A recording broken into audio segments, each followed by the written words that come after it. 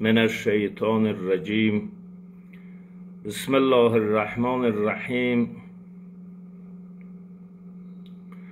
الحمد لله رب العالمین و صلی الله علی سیدنا و نبینا ابی القاسم مصطفى محمد و علی آله الطیبین الطاهرین سیما بقیت الله فی الارضین. ارواحنا و ارواح العالمین لتراب مقدمه الفدا واللعن على اعدائهم الى یوم الدین.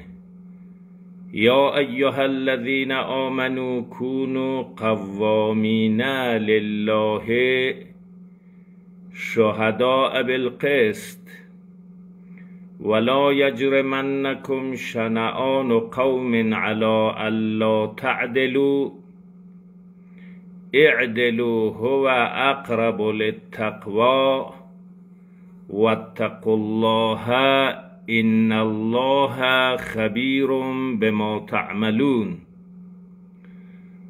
ای کسانی که ایمان آورده اید، همواره در همه امور قیام کننده برای خدا و گواهان به عدل و داد باشید و نباید دشمنی با گروه شما را بر آن دارد که عدالت نورزیده. عدالت کنید که به آن پرهیزکاری نزدیک است و از خداوند پروا کنید، زیرا خدا به آنچه انجام می دهید آگاه است.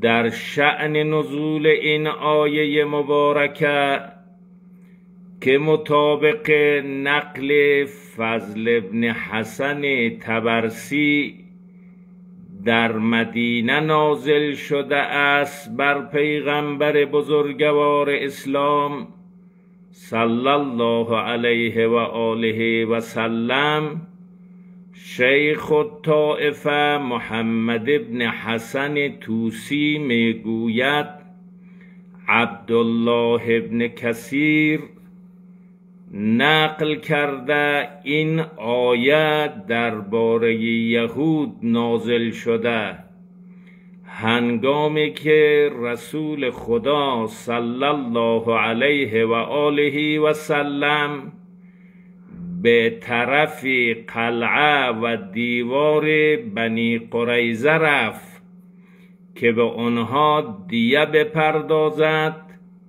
ولی یهودیان کوشش داشتند که پیامبر را به قتل برسانند. سپس این آیه مبارکه نازل گردید. در آیه 8 سوره مائده در آغاز خطاب به مؤمنین می فرماید ای کسانی که ایمان آورده اید، همواره قیام برای خدا کنید و به حق و عدالت گواهی دهید و سپس به یکی از عوامل انحراف از عدالت اشاره فرموده چنین هشدار می دهد که نباید کینه ها و عداوت های قومی و تصفیه حساب های شخصی مانع از اجرای عدالت و موجب تجاوز به حقوق دیگران گردد، زیرا از عدالت از همه اینها بالاتر است. عدالت از چنان اهمیت و نقشی برخوردار است که دو بار دیگر عدالت پیشه کنید که به پرهیزگاری نزدیکتر است و از خدا بپرهیزید، زیرا خداوند از تمام اعمال شما آگاه است. این دوبار تأکید بر آن دلالت دارد که جایگاه عدالت بسیار بلند و عظیم است. قرآن کتاب قانون و مخاطب قرآن همه مکلفین است، اما در این آیه کفار مورد خطاب قرار نگرفته است.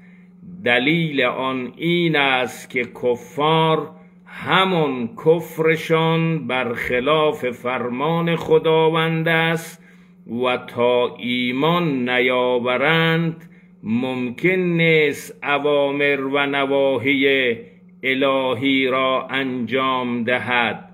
به این جهت خطاب خداوند متوجه مؤمنین است و نه غیر آنها. نکته قابل ذکر این است که عدالت بر 3 قسم است. 1 عدالت شرعی که عبارت است از حالت نفسانی که به خاطر ایمان در نفس انسان خوف ایجاد گردیده و موجب می شود شخص از ارتکاب معاصی و اصرار بر گناهان صغیره اجتناب کند و بر انجام واجبات و ترک محرمات و کارهای منافی مروت پایدار باشد. کاربرد این نوع عدالت در جواز اقتداء به امام، جواز تقلید از مرجع عادل، نفوذ حکم قاضی عادل، شاهد طلاق بودن، قبولی شهادت و امثال اینهاست. نوع دوم عدالت اخلاقی است که باید شخص متخلق به اخلاق حمیده بوده و از اخلاق رذیله که افراط و تفریط است اجتناب نماید. به این معنا که از سفسطه، جهل، تهور، جبن، بخل، اسراف و تبذیر دوری کند تا به علم، شجاعت و سخاوت دست پیدا نماید. نوع سوم عدالت معاشرتی است که در میان مردم به عدالت رفتار نماید، حق کسی را به کسی ندهد، حق دیگران را پایمال نکند، حق کسی را ضایع ننماید. خداوند متعال که در این آیه به مواظبت به عدل و قسط دستور داده، به این مطلب اشاره دارد که عظیمترین و بالاترین مرتبه تقوا رعایت و اجرای عدالت است. مقداد ابن عبدالله معروف به فاضل مقداد 826 هجری قمری در کتاب کنز العرفان فی فقه القرآن میگوید خداوند دستور داده که تمام حرکات، رفتار، گفتار، نیات و اعمال بشر خالصاً لوجه الله و برای رضایت خداوند باشد و باید انسان به عدالت رفتار کند که قوام و پایداری دنیا و آخرت به عدالت است. پیامبر بزرگوار اسلام صلی الله علیه و آله و سلم فرمود بالعدل قامت السماوات والارض، آسمانها و زمین با عدالت بر پا بر جا میماند. در آیه 135 سوره نساء مشابه این آیه می‌فرماید به عدالت رفتار کنید و برای خدا گواهان باشید، هرچند به زیان و ضرر خودتان یا والدین و بستگان شما باشد. تفاوت دو آیه در این است که این آیه سفارش می کند کینه ها و دشمنی ها شما را منحرف نکند، ولی آیه سوره نساء می فرماید علاقه ها و وابستگی ها شما را از مرز عدالت خارج نکند. بدون تردید عوامل انحراف از عدالت یا بغض و کینه است یا حب و دوستی است که هر آیه از این دو آیات که اشاره کردم به یکی از اونها اشاره دارد، چون نادیده گرفتن کینه های درونی درباره مردم دشوار است. خداوند 4 فرمان صادر کرده و به 4 کار تشویق فرموده است. کینه ها شما را منحرف نکند. 2 به عدالت رفتار کنید.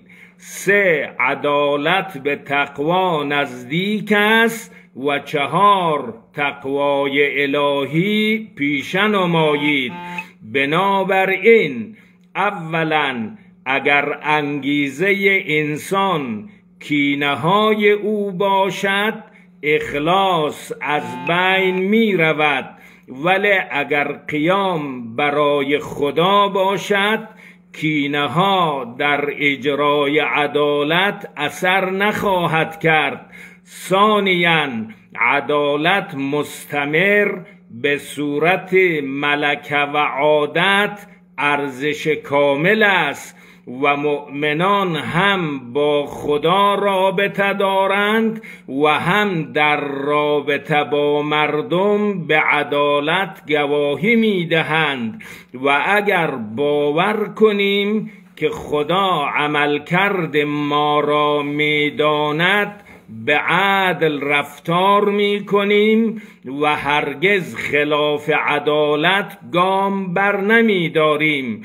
ثالثاً انسانهای کینه‌توز و عقده‌ای نمی توانند عادل باشند و برای رسیدن به عدالت باید کینه ها را کنترل کرد و احساسات باید تحت شعاع عدالت قرار بگیرد، چون کینه‌جویی از عوامل انحراف از عدالت است.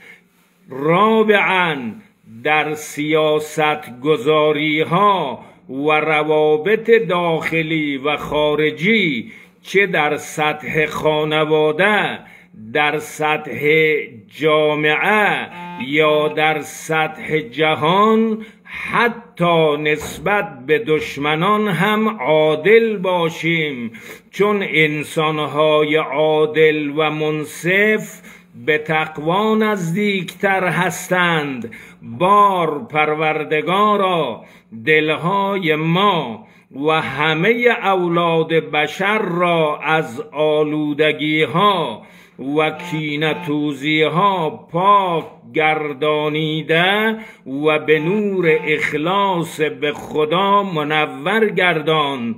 بار پروردگارا ظهور امام عدالت گستر غائب را معجل فرما. و آخر دعوانا ان الحمد لله رب العالمین و صلی الله علی سیدنا و محمد و آله الطاهرین.